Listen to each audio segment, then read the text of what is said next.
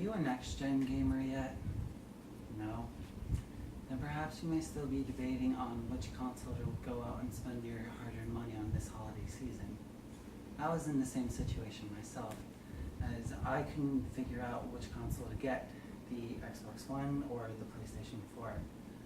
Now, as you can see, I have both, and I've spent a considerable amount of time playing both for well over half a year now.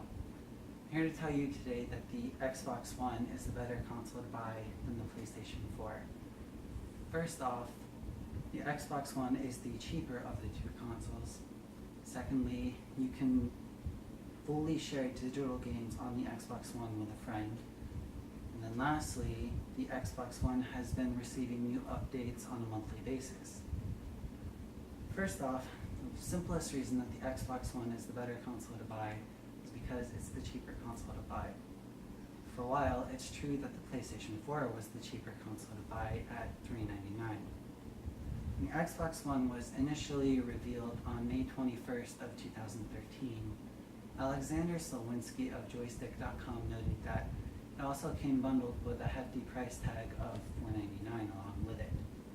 This would turn out to be $100 more expensive than its competitor, the PlayStation 4, which was also revealed in the February of 2013 with a hefty price tag of just $399, which was also reported courtesy of Joystick.com's Alexander Slawinski.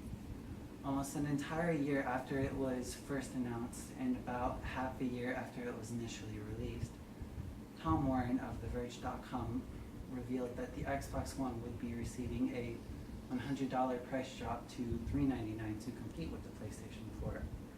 Along with this $100 price drop, it would also be dropping its Kinect sensor, which critics had argued had the ability to spy on and invade on the privacy of the buyer. While these allegations were officially shot down by Xbox officials in an article on cinemablind.com by William Usher in August of last year, critics had absolutely no reason to worry about such issues with the new bundle for $399, which lacked the Kinect sensor. Now, fast forward to the present, and the Xbox One is the cheaper console of the two. Brian Crescentine of Polygon.com reported on October 27th that the Xbox One would be dropping $50 further in price, now just costing $350. Meanwhile, on the PlayStation side of the spectrum, its price remained the same at $399.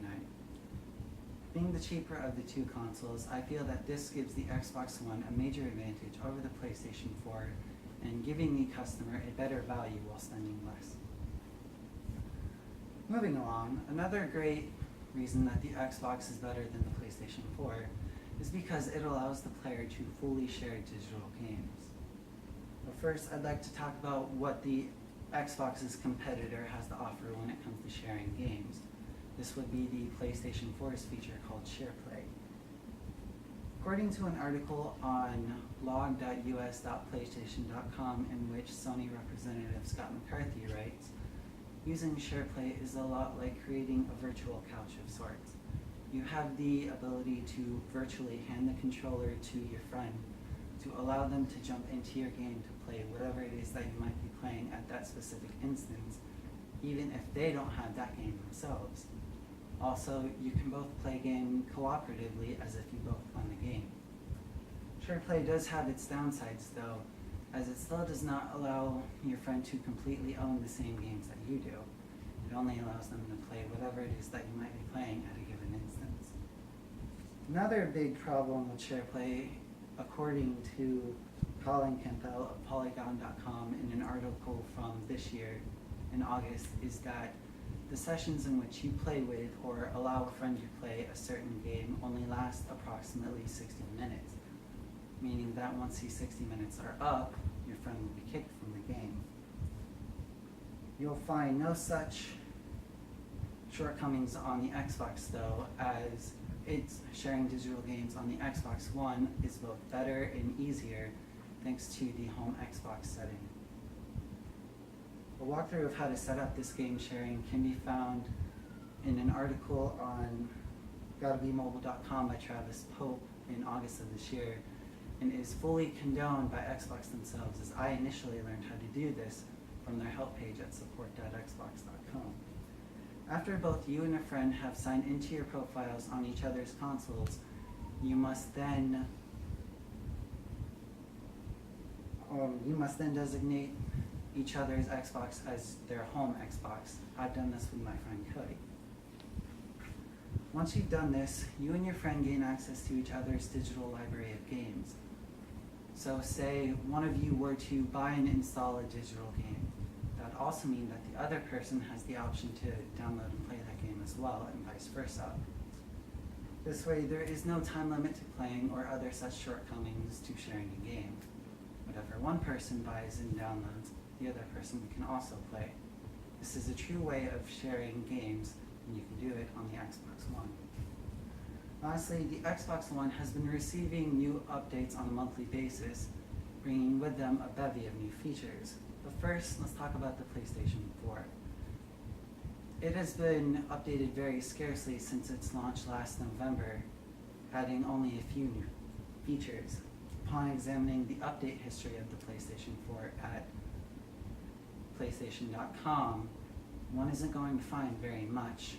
Updates for the PlayStation 4 have been very spread out, ranging from April to July to September to November.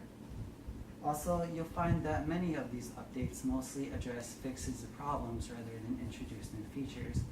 For instance, the only notable update that is feature-heavy has been the 2.0 update, which brought about SharePlay, as I mentioned before, as well as customizable backgrounds, USB support, and enhancements to live broadcasts. Your Xbox One, on the other hand, has been updated on a monthly basis, with each of these updates bringing new features. Details for each of these updates can be found at Xbox representative Larry Herb's website at MajorNelson.com, as he always provides walkthroughs and explanations as to what these new features are. Take, for instance, this past month's update. The November update brings with it customizable themes, which allows a player to set a custom background from either a specific picture or achievement art.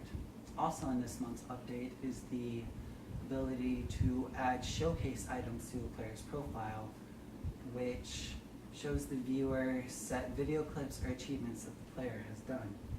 Another example of this is the October update, which brings with it added functionality to snapping applications, as well as updating the Friends, Achievements, and Messaging apps. The Xbox One has just simply made better use of updates than the PlayStation 4. In summary, the Xbox One is just simply the better console to buy. The first advantage that I spoke of today for the Xbox is that it is the cheaper of the two consoles. The second one that I mentioned is that you have the ability to share full digital games on it. And the last advantage for the Xbox that I mentioned is that you have the last advantage that I mentioned for the Xbox is that it has been receiving more updates and packed more features into them than that of the PlayStation 4s. The holiday season is upon us, and I feel that the Xbox One would make a spectacular present for anyone who has even the slightest love for video games.